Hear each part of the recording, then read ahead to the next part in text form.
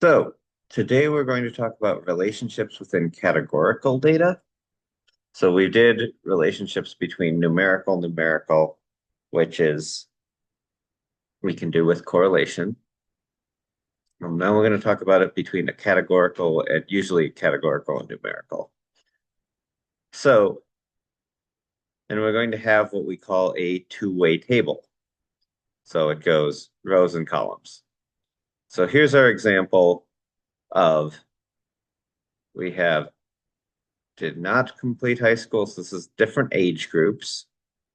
Now, something to note, these age groups are not equal in size, so it's not necessarily fair to just compare them numerically. This 35 to 54 age group is the largest, but this is in thousands of people. This is people in this age group that did not complete high school, completed high school, and basically nothing else. 1 to 3 years of college or four or more. So finished college, 1 to 3 is going to include, I'm not sure if this is any college, but actually completed some classes in college. Two didn't graduate, is what I think that's going to have, and then graduated from college. And we can see these things. Notice these totals column.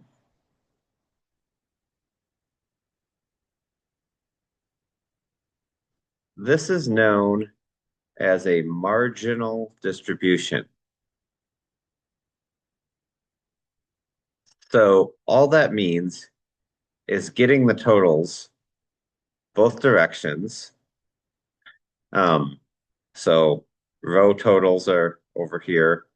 Couple important things. These are rows.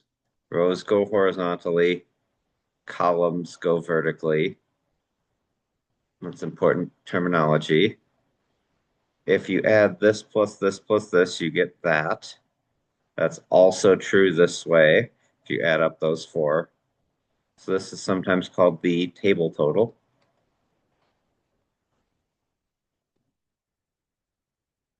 And it should add up both ways. It's worth, if you're not in a rush on the test, which you shouldn't be in this class, it's worth adding things up and making sure they add up both ways. If it asks you to make a marginal distribution, that just means compute these totals. Add them up in the directions you're going.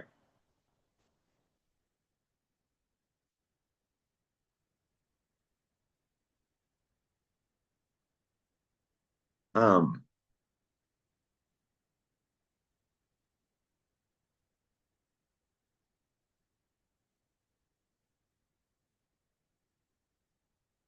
so if we take our marginal distribution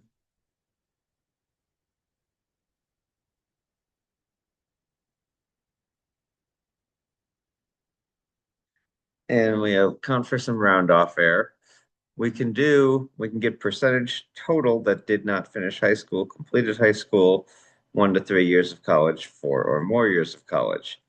So looking back at that example, we're taking these totals and dividing them by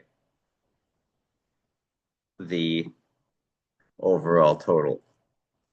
Now, yes, this completed high school, it's, I guess it is the most popular, even in the 25 to 34 at this particular year. I don't know which year, it doesn't say which year this data is from. But this is treated by age.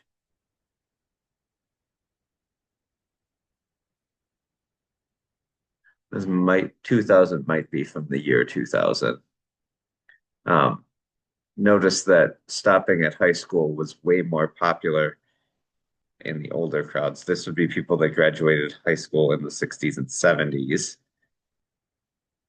And yeah, as time has gone on, completing high school, the rate of completing high school and things has gone up. And we'll look at that in a distribution. But here we can see the overall percent for that marginal distribution. And then we can put that in a graph and see that, oh, overall for, does it specify that this is Americans? The Census Bureau of school completed. So this is Americans, and maybe it's the year 2000. We can see that the most common one was high school, but did not complete any college.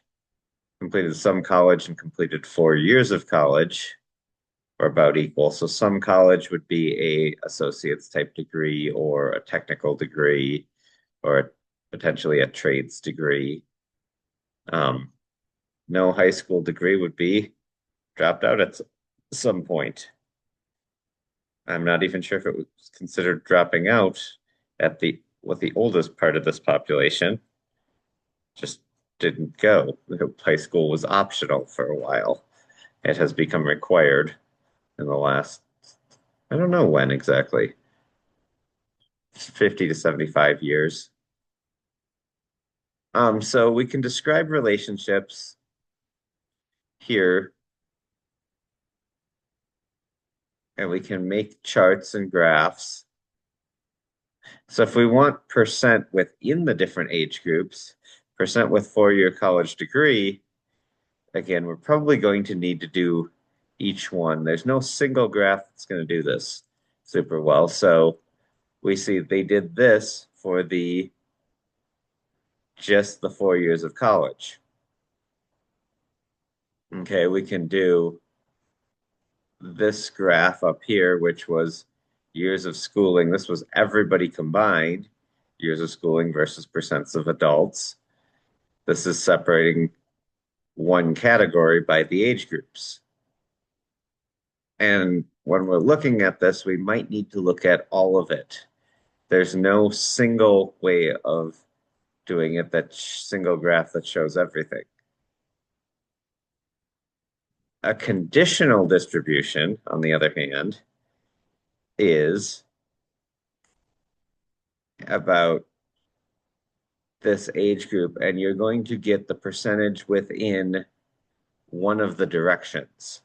So it looks like they're doing the percentage from the 25 to 34 age group out of total in the 25 to 40 age or 25 to 34 age group that did each one. So you're taking your value and dividing by the column total here.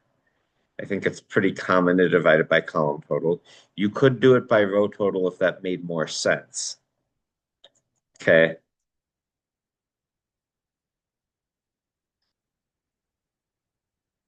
And so here we've got the numbers and then we've got the percentages shown here. Of the 25 to 34%, 11.84% didn't finish high school. 30.56 ended after high school. 28.3 had some college, and 29.3 completed college, 4 years of college. Okay, four or more. And we can see, you can see in this 55 and over, the didn't finish high school crowd went way up. The high school only also went up. The college group went down. We can compare there isn't huge differences here between the 25 to 34 and the 35 to 54. Those percentages are close. And we can make charts of all of them. It's important to understand this idea of two-way tables because we'll do some analysis on them later. Okay.